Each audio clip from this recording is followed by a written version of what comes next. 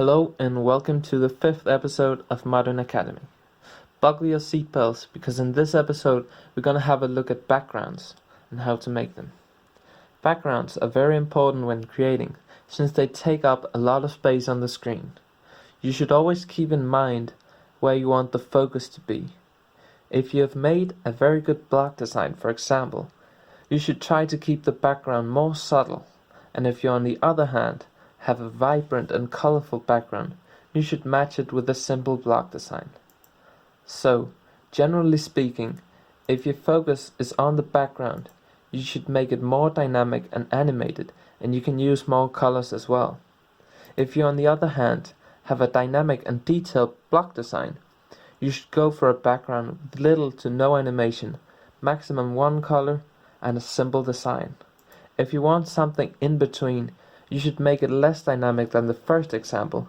Use one or two colors and a simple design. So that's the first thing you should keep in mind. Now I'll provide some examples on how I make my backgrounds. Sometimes it can be a good idea to get inspiration from yourself.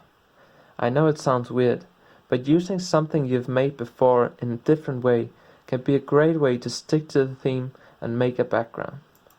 This example is from Distinct, where I used the square pattern from the blocks in the bowl part as a background for the ship part.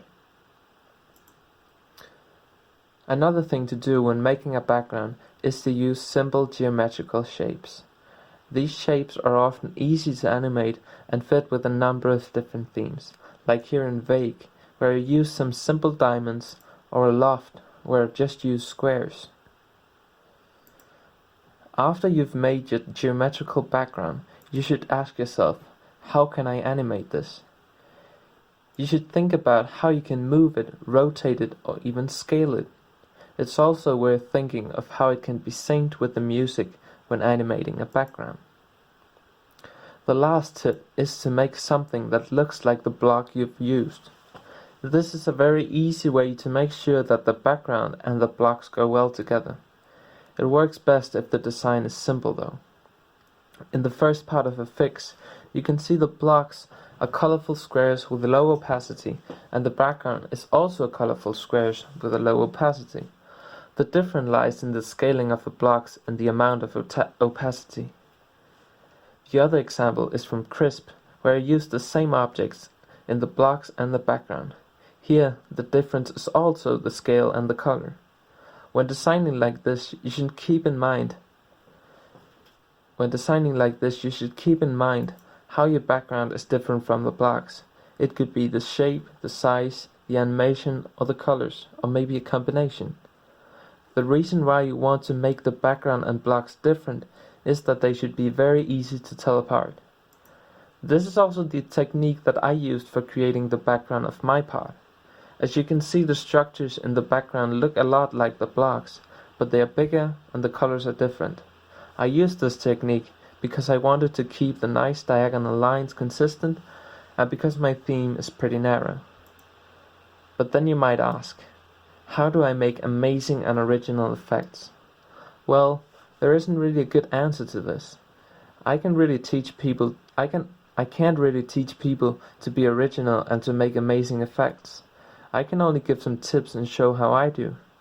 The best tips I can give for this is to experiment as much as possible and try out some weird stuff. It might end up looking good in the end.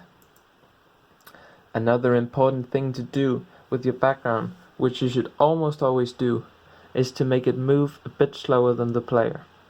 Here's an example from the beginning of Verve of just that.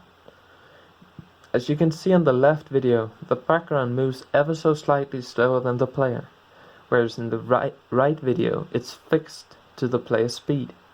A rule of thumb is to make the background move -30 to -50 per 10 seconds if it's following X. If it's not following X, you should make it move between 50 and 100 per 10 seconds. So to sum up this episode, have your theme in mind when making the background. How wide is the theme? Where do you want the focus to be?